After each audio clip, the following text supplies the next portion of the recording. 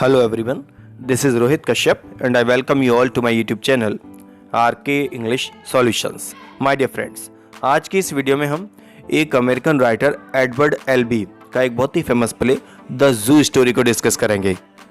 दोस्तों, एडवर्ड एल्बी के जीवन में एक ऐसा समय आया था कि जब वो डिप्रेशन से गुजर रहे थे, क्योंकि एज अ राइटर उनको ज़्यादा सफलता नहीं मिल रही थी।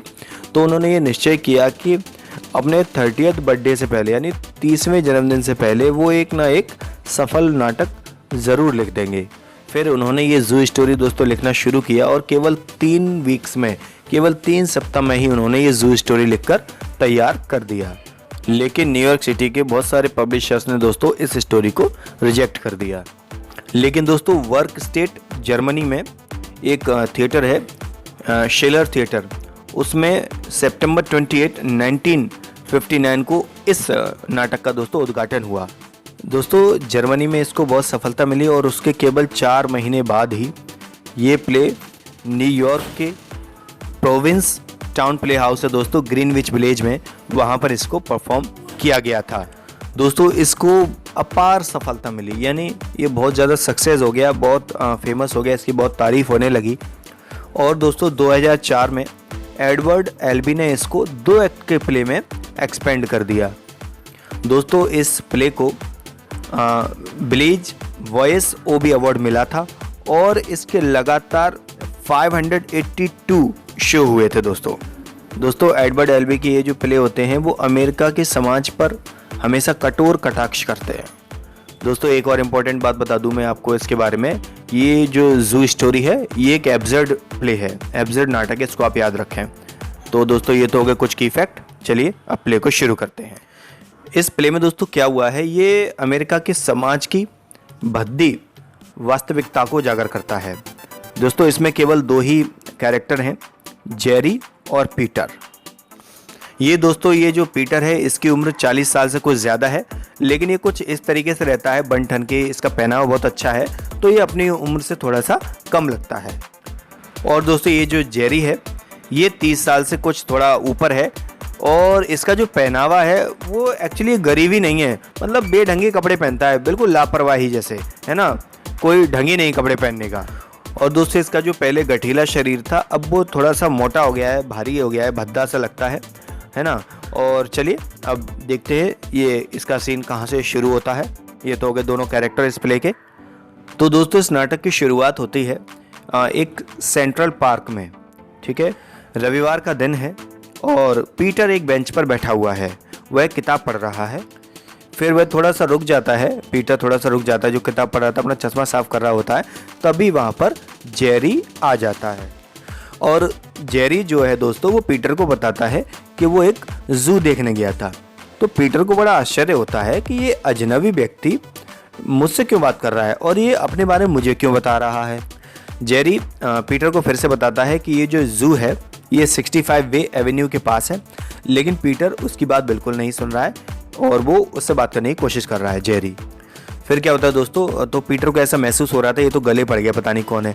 तो पीटर उससे छुटकारा पाने के लिए अपना पाइप तैयार करता है। पाइप मतलब दोस्तों जो हुक्का सा होता है ना, जो लोग पीते हैं सिगरेट, हुक्का सा, तो वो पाइप तैयार करता है पीने के लिए। तो जेरी पीटर को ये चेतावनी देता है कि इससे कैंसर होता है।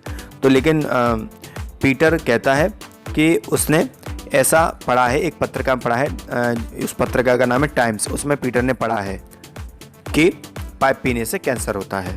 तो जेरी कहता है वह तो मूर्खों की पत्रिका है। फिर जेरी पीटर से कहता है थोड़ी देर बाद कि मुझे ना पार्क का पश्चिमी भाग पसंद नहीं है। तो पीटर पूछता है क्यों, लेकिन जेरी ने उसका कोई जवाब ही नहीं दिया, कोई कारण नहीं बताया, बस वो उसे परेशान कर रहा है, उसे बात करने की कोशिश कर रहा है। जेरी जो होता है वो पीटर की नम्रता का अनुचित फ़ायदा उठा रहा है।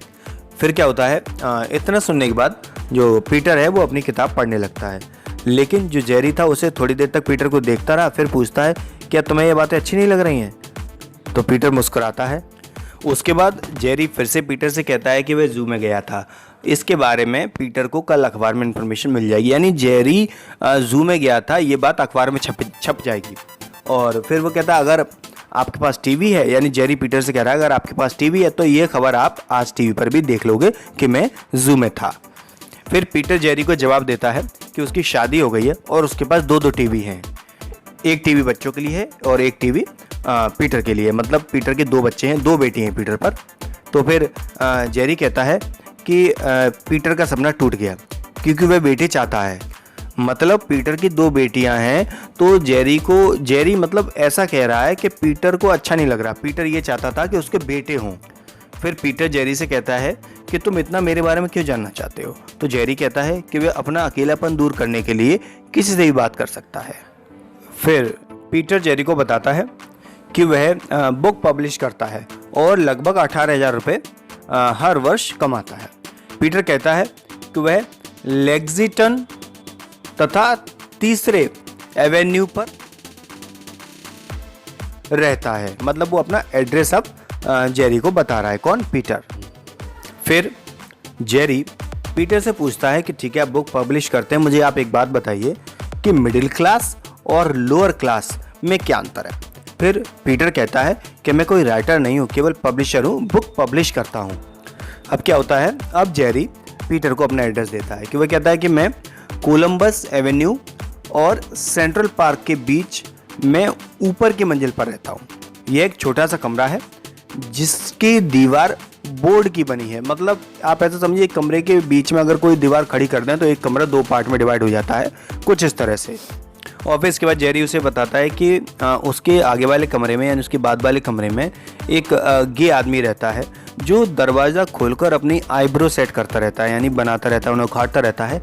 उसके गंदे दांत हैं और वह जापानी से कपड़े पहना रहता है और बार बार टॉयलेट जाता रहता है। और एक दूसरे कमरे में एक अमेरिकी परिवार रहता है, इसमें पति पत्नी के अलावा कुछ बच्चे भी हैं। फिर पीटर जेरी से पूछता है कि तुम वहाँ क्यों रहते हो और तुम्हारे पास क्या क्या सामान है। तो जेरी पीटर को बताता है कि उसके पास कुछ तो बाथरूम का सामान है, कुछ रसोई का है, 2 खाली फ़ोटो फ्रेम हैं, 8 या 9 किताबें हैं, अश्लील ताश के पत्ते हैं और एक ऐसा टाइपराइटर जो केवल कैपिटल अक्षर टाइप करता है। एक बिना ताले का संदूक है और कुछ स्टोन हैं जो उसने बचपन में इकट्ठे किए थे। फिर पीटर उससे पूछता है कि तुम्हारे पास जो खाली फ़ोटो फ्रेम है उसमें तुम पिक्चर क्यों नहीं लगाते। तो जेरी कहता है कि उसके पास कोई चित्र है नहीं लगाने के लिए, कोई पिक्चर है ही नहीं, उसके माता पिता की मौत हो गई है। जब जेरी केवल 10.5 साल का था तभी उसके पिता की मौत हो गई और उसकी माँ किसी और के साथ रहने लगी। पिता की मौत जो हुई थी दोस्तों वो फिसलकर गाड़ी के सामने आने से हो गई थी। जेरी अपनी मौसी के यहाँ रहता है इसलिए फ़ोटो फ्रेम खाली है। फिर जेरी पीटर को और बताता है कि वह किसी भी लड़की के साथ केवल एक ही बार यौन संबंध बनाता है, वह दोबारा संबंध बना ही नहीं पाता।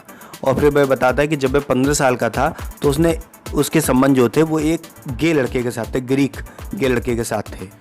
इसके बाद जेरी पीटर को बताता है कि उसकी 3री मंजिल पर उसकी मकान मालिक रहती है, वह एक मोटी भद्दी और शराबी महिला है, उसका एक काला कुत्ता है। और वह बताता है कि ये जो महिला है ये ठीक नहीं है और उसने कुछ ही दिन पहले जेरी को रोककर उसके साथ संबंध बनाए थे। और दोस्तों ये जो मकान मालिकिन का कुत्ता है वो हमेशा जेरी पर भौंकता रहता है, उसे काटने के लिए उस पर गुस्सा करता है मतलब। तो जेरी उससे बचना चाहता है तो जेरी उसके लिए कुछ ना कुछ खाने के लिए लाता रहता है। तो एक दिन क्या हुआ, जेरी जब उसके लिए कुछ खाने को लाया तो जेरी ने उसके खाने में चूहे मारने की दवा जो थी वो मिला दी। तो उससे क्या हुआ, कुत्ता बहुत बीमार पड़ गया। जब कुत्ता बीमार पड़ गया तो उसकी मालकिन अब कुत्ते को सही करने के लिए भगवान से प्रार्थना करने लगी और कुछ दिन बाद कुत्ता ठीक भी हो गया। अब जेरी भी कुत्ते से प्यार करता है और जेरी ये चाहता है कि कुत्ता भी उससे प्यार करे। तो जेरी ने जो पीटर को कुत्ते के बारे में बताया तो वो यह कहता है कि ये जो पूरी स्टोरी उसने बताई है ये एक कहानी है जेरी की और उस कुत्ते की, और वो इसे रीडर्स डाइजेस्ट को $100 में बेचना चाहता है। और इस स्टोरी का नाम होगा द मोस्ट अनफॉरगेटेबल कैरेक्टर। तो जेरी ये सब बातें पीटर से पूछता है कि वो क्या ये स्टोरी बेच दे, ये उसको पसंद आ रही है, वो पीटर की राय जानना चाहता है। तो लेकिन पीटर को इसमें कोई भी दिलचस्पी नहीं है और पीटर कोई जवाब नहीं देता। तो जेरी पीटर से कहता है क्या बात है, तुम नाराज़ हो क्या। तो पीटर कहता है कि अब मैं यहाँ ज़्यादा देर नहीं रुक सकता, मतलब वो दोनों पार्क में थे, अब मैं जाना चाहता हूँ। तो जेरी कहता है कि क्या तुम एक सभी व्यक्ति से बात करना नहीं चाहते, क्या तुम ये नहीं जानना चाहते कि मैं ज़ू में मेरे साथ क्या हुआ। तो जैसे ही पीटर जाने वाला होता है तो जेरी उसकी पसलियों में उंगली लगाकर उसे रोकने की कोशिश करता है। फिर जेरी पीटर को धक्का देकर बेंच पर बिठा देता है और वो ये चाहता है कि पीटर उसकी ज़ू वाली कहानी सुने, लेकिन पीटर की इच्छा नहीं है कि वो उसकी कहानी सुने। फिर पीटर को वो जेरी जो है वो गाली देता है और उसे ज़मीन पर गिरा देता है और कहता है कि जेरी एक सब्जी है, उसे ज़मीन पर गिर जाना चाहिए। फिर पीटर जो होता है वो कहता है वह पुलिस को बुलाकर उसे गिरफ्तार करवा देगा।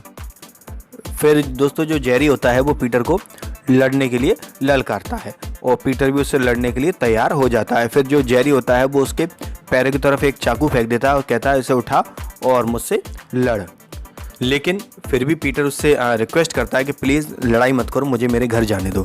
लेकिन जेरी नहीं मानता, वह उसे लड़ने के लिए मजबूर कर देता है। फिर दोनों बुरी तरह लड़ते हैं, दोनों बुरी तरह घायल हो जाते हैं और वे दोनों मर जाते हैं। तो दोस्तों ये थी एडवर्ड एल्वी की जू स्टोरी। अगर इससे रिलेटेड आपके मन में कोई भी क्वेश्चन हो तो आप लोग प्लीज़ हमें कमेंट बॉक्स में ज़रूर लिखें। तो चलिए मिलते हैं अगली वीडियो में। Thank you.